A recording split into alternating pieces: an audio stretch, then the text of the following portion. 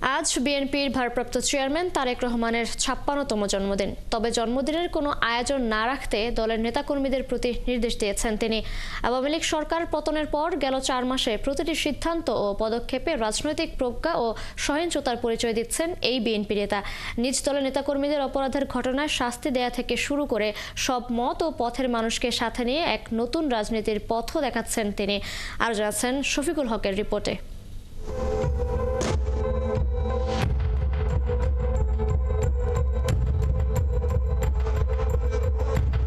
মুক্ত আজ আমাদের প্রিয় বাংলাদেশ।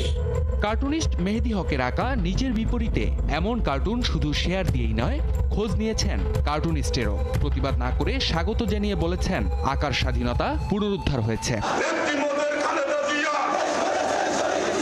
যে দেশে যে দলে তারেক রহমানের রাজনৈতিক ক্যারিয়ার, তার বিপরীতে দেশের বর্তমান রাজনৈতিক পরিস্থিতি শুধু তারেক রহমান নয়, বরং গোটা দেশের কাছেই নতুন। তাই অন্তর্বর্তী সরকারের পাশে দাঁড়াতে নেতাকর্মীদের এমন নির্দেশনা দিয়েছেন বারবার। কেউ দয়া করে নিজের হাতে আইন তুলে নেবেন না। প্রতিহিংসা, প্রতিশোধে লিপ্ত হবেন না দয়া করে। নতুন বাংলাদেশে সংঘাত, হানাহানি বন্ধ, সংখ্যালঘুদের নিরাপত্তার প্রসঙ্গ যেমন আছে, তেমনি দলের নাম ভাঙিয়ে চাঁদাবাজি, দখলবাজির ইস্যু গণমাধ্যমে এলেই আসছে ব্যবস্থা। বিগত ১.৫ দশকে রাষ্ট্রের যে ক্ষতি আওয়ামী লীগ সরকার করে গেছে, সেটি থেকে উত্তরণে ২ বছর আগেই রাষ্ট্র সংস্কারের জন্য ৩১ দফা প্রস্তাবনা তুলে ধরেন তারেক রহমান। সে লক্ষ্যে জনমত তৈরি এবং সফলতা আনতে দলকে নির্দেশনা দিয়ে যাচ্ছেন বারংবার।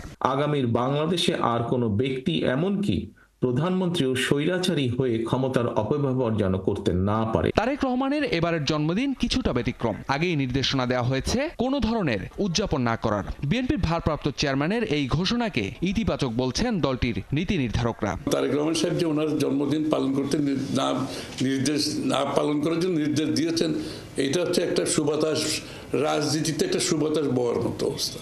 মাঠের সবচেয়ে বড় রাজনৈতিক দল বিএনপির নেতৃত্ব এখন তারেক রহমানের হাতে। তৃণমূল থেকে তার রাজনীতি শুরু। ১৯৮৮ সালে বগুড়ার গাবতলী থানা বিএনপির সদস্য হওয়ার মধ্য দিয়ে আনুষ্ঠানিকভাবে রাজনীতিতে আসেন তারেক রহমান। এরপর বিভিন্ন পর্যায়ের নেতৃত্ব দিয়ে সিনিয়র যুগ্ম মহাসচিব হন এবং ২০১৮ সালে মিথ্যে মামলায় বিএনপি চেয়ারপারসন বেগম খালেদা জিয়া কারাবন্দী হলে দলের গঠনতন্ত্র অনুযায়ী বিএনপির ভারপ্রাপ্ত চেয়ারম্যানের দায়িত্ব পালন করছেন তারেক রহমান।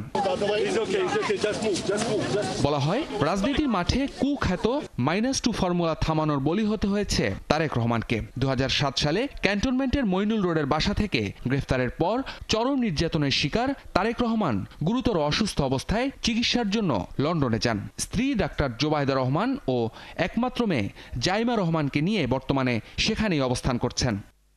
সাবেক রাষ্ট্রপতি ও বিএনপির প্রতিষ্ঠাতা জিয়াউর রহমান এবং সাবেক প্রধানমন্ত্রী বেগম খালেদা জিয়ার জ্যেষ্ঠ পুত্র তারেক রহমান ১৯৬৭ সালের ২০ নভেম্বর জন্মগ্রহণ করেন। শিশু তারেককে বাড়ির সবাই আদর করে পিনু নামেই ডাকেন। আমার এই শার্টটাই আব্বুর ছিল আগে। শফিকুল হক, ৭১, ঢাকা।